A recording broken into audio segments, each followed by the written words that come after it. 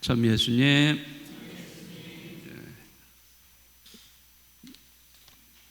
어저께도 비가 계속 왔는데 오늘도 또 비가 계속 오고 있죠. 네, 그 장마가 또 시작됐나요? 어떻게 모르겠습니다. 내일은 비가 안 온다 그러고 또 월요일부터는 또 비가 또 화요일까지 또 온다 그러고 이 가을에 햇빛이 쨍쨍 내려서 오곡백과가 무르익어야 되는 때인데 조금 좀 걱정이 되네요. 네. 쌀값도 올라갈 거고 과일값도 올라가고 아마 좀 그러지 않을까 이렇게 걱정이 됩니다. 아무튼 가을에 맑은 하늘, 높은 하늘을 바라보면서 청고마비를 느끼는 때가 되었으면 좋겠습니다. 네, 오늘은 여러분 읽고 계시는 이 책 신유년의 핀 꽃이라는 책을 하는 날이죠. 네, 책을 읽으시고 계신가요? 네, 어려운 책도 아니고 읽으면은 슬슬 이렇게 아주 쉽게 읽을 수 있는 그런 책입니다.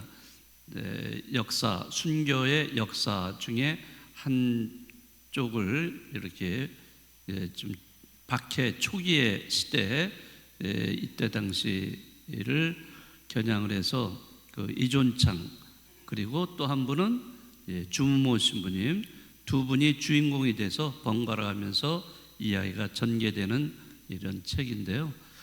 네, 정말 이 책을 하나하나 읽을 때마다 당시에 어떻게 조선교회가 처해 있었는가, 또 각 신자들이 어떻게 신앙생활을 하고 또 이런 신앙의 어떤 박해를 받았는가, 이런 거를 물론 실제적인 이야기는 아니지만은 그래도 상상의 나래를 피면서 그 당시에 그 순교 선열들이 어떻게 살았는지를 짐작할 수 있는 아주 좋은 그런 책이라고 할 수 있습니다. 먼저 오늘 부분은 1796년 한양의 제목을 두고 있고요. 5번째 편지에 해당되는 내용입니다. 우선 주무모 신부님이 구배아 주교님께 드리는 편지 내용이 전개되고 있습니다. 주신부님은 한국의 조선교회에 들어오셔서 입국을 하신 최초의 선교사죠. 외국인으로서의 최초의 선교사입니다. 자, 그래서 들어와서 정말 신자들을 많이 이렇게 영세를 시켜서 많이 만들어내고, 그렇지만은 조금 후에는 이 주무모 신부님이 발각이 돼서 결국에는 조정에서 이 주무모 신부를 찾아서 찾아내는, 색출을 하려고 하는 그런 노력을 하고 있게 됩니다. 그래서 주무모 신부님은 한양에 머물다가 거기에 더 있지 못하고 지방으로 피신을 하죠. 그래서 피신해서 숨어 지내는 곳이 그 한양으로부터 한 500여리 떨어진 연산이라는 장소라고 합니다. 자, 연산으로 피신한 이유는 그 신자들 중에 배교자들이 상당히 많았어요. 배교자들이 굉장히 많았는데 배교를 했다고 다 나쁜 사람들이다 이렇게 얘기하기는 참 어렵습니다. 그렇지만은 이런 경우가 있어요. 배교자 중에 밀고자들이 생기는 거예요. 밀고자. 그래서 누가 천주교 신자다, 어디 살고 있다, 이런 밀고자가 이 조정이라든지 관아에 신고를 해가지고 포상을 받는 거예요. 그냥 배교만 했으면 괜찮은데 이 밀고를 하기 때문에 그런 걸로 인해서 많은 천주교 신자들이 붙잡혀서 옥살이를 하다가 결국에는 처형당하는 이러한 사태가 많이 벌어지고 있었던 겁니다. 그 중에서 배교자 중에 한영익이라는 사람, 이 한혁익이라는 밀고자 때문에 결국에는 그 주무모 신부님이 발각될 수가 있는 이런 상황이 돼가지고 피신을 하게 되는 거죠. 연산으로 피신을 하게 되고, 대신에 주무모 신부님이 붙잡히지 않도록 다른 사람들이 희생을 하게 됩니다. 이제 그 지난번에도 말씀드렸지만 역관이었던 최인길, 이 최인길은 이제 그 주무모 신부님이 입던 옷으로 갈아입었죠. 그래서 주무모 신부 행세를 하다가 붙잡힙니다. 네. 그런 사이에 주무모 신부님이 이제 피신을 하게 되죠. 또 뿐만 아니라 윤유일이라는 사람도 결국에는 여주에서 붙잡히고, 지황이라는 분도 개동 인근에서 끌려오게 됩니다. 세 사람은 주무모 신부님이 피신을 할 수 있도록 하는데 이런 자기들을 희생했던 그런 분들이라고 할 수가 있습니다. 연산에 내려와서 거기에 어느 집에 머물게 되시는데, 그 집의 집주인은 이보현 방직어라는 사람입니다. 이 사람은 그 교리서를 필사를 한 거를, 그러니까 주 신부님 필사한 거를, 그거를 다시 그 필사를 해서 책으로 만들어 가지고 그거를 우리 신자들한테 나누어주는 그런 역할을 한 사람입니다. 아무튼 그 주문모 신부님은 몇 년 동안 상당히 숨어서 이렇게 지내게 됩니다. 자, 이 책에서는 주문모 신부님이 좀 우리 조선교회 신앙의 자유를 얻을 수 있는 방법을 이렇게 제시하는 내용들이 좀 있어요. 뭐 이게 역사적인 이야기인지 아닌지는 잘 모르겠습니다만은 이 책에서는 주문모 신부님 몇 가지 제안을 이렇게 하고 있습니다. 우선 조선교회가 신앙의 자유를 얻으려면은 서양에 있는 선교사가 좀 들어와야 된다, 이제 이런 얘기를 합니다. 이게 서양 선교사들이 커다란 서양 배를 타고 조선에 입국을 해서 임금을 아련을 하는 것이 필요하다. 자, 그렇게 해서 이 천주교가 나쁜 교가 아니다 하는 것을 입증해 주는 그런 노력을 직접적으로 하면 좋겠다라고 생각을 했던 것이고, 또 전라도의 초남이에 보면은 대부호라는, 유한검이라는 대부호가 있어서 이 사람이 또 천주교가 전교가 되는데 아주 커다란 역할을 할 거다라고도 얘기를 하고 있고요. 그리고 아까도 또 나왔던 얘기지만은 과학과 천문 또 산술에 뛰어난 이런 서양 선교사가 오게 되면은 임금이 이들을 보고서 그 조선을 더 발전시킬 수 있도록 이들을 받아들이지 않을까, 이러한 그 생각을 하게 된 겁니다. 그렇지만은 주무모 신부님이 생각했던 이 내용은 사실 굉장히 뭐라 그럴까요? 굉장히 순수한 생각이었던 것 같아요. 그러니까 현실하고는 조금 동떨어진 그런 순수한 생각, 뭐 그런 것이 이루어지게 됐다면은 얼마나 좋았겠어요. 그러나 그렇지 못한 전혀 반대 그런 현실이 전개되었던 것이죠. 당시에 이 주무모 신부님이 계실 때 우선 조선교회, 조선신앙 공동체가 여러 군데 이렇게 나눠져 있는데요. 우선 첫 번째는 한양과 양근 이 지역이 한 군데가 있고요. 또 한 군데는 충청도 충주호구 내포 지역이 또 한 군데 있고, 또 한 군데는 전라도 전주와 고산 지역, 여기가 이제 유한검 대부호였던 유한검이 있던 그 지역들입니다. 그래서 조선의 초창기의 신앙 공동체는 이렇게 세 군데로 크게 나누어질 수 있다라고 얘기하고 있고요. 이 신자수, 그 당시에 신자수는 한 5천여 명이 됐다라고 이렇게 이야기하고 있습니다. 그러니까 그래도 초창기에 5천 명이나 되는 신자들로 불어났다는 것은 굉장히 크게 이렇게 교회가 성장을 하는 아주 초기 단계라고 할 수가 있고요. 이제 주음 오신 분 이후에 서양 선교사들이 들어오게 되면서 점점 신자가 굉장히 많이 늘어납니다. 10,000명, 20,000명 뭐 이렇게 해서 계속 늘어나게 되는 거죠. 그런 이제 반면에 이제 또 전개되는 이야기는 밀고자에 대한 이야기입니다. 밀고자.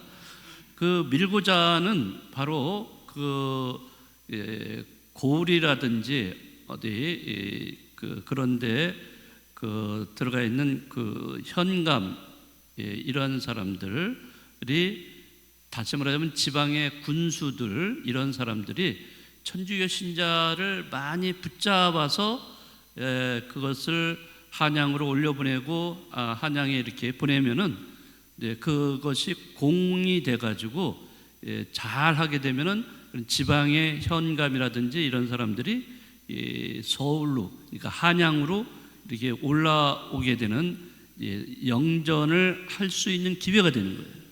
그러니까 지방의 이런 군수들이 이런 천주 학쟁이라고 그러죠. 천주 학쟁이들을 많이 붙잡아서 이렇게 보고를 하면은 이제 그것이 이제 자기에게 그 공이 돼서 이런 영전할 수 있는 기회를 얻기 때문에 더욱더 이런 것에 혈안이 돼 있었던 거예요. 그래서 여기서도 보면은 그 당시 그 한영화라는 충청도 관찰사에 대한 이야기를 하는데 그 한영화가 결국에는 이런 천주교를 박멸시키는데 그 많은 공헌을 했던 이런 사람이라고 할 수 있고 그렇게 해서 이 한영화는 한양으로 영전이 된 그런 사례. 그래서 이런 사람들이 뭐 한두 명이 아니었던 것 같아요. 아무튼 이런 한영화가라는 이런 사람, 현감이라는 사람이 천주교 신자를 많이 붙잡을 수 있었던 것은 밀고자, 배교자 중에 한 사람을 잡아가지고 밀고자로 만드는 거예요. 그래서 너 밀고자로 해서 밀고를 많이 하면은 너한테 무슨 직책을 주겠다. 뭐 이런 식으로 이제 유혹을 해가지고 밀고자가 되는 거죠. 그래 그 중에 대표적으로 이 책은 김원삼이라는 밀고자에 대한 이야기를 계속 진행을 하고 있습니다.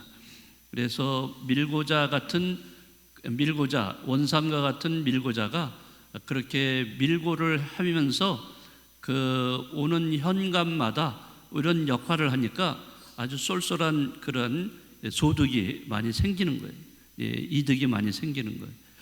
자, 그래서 그 중에 한 사람, 이 원삼은 그 중에 천주교를 믿는 그 어떤 옹기장이 이독이라는 사람을 밀고를 하게 됩니다.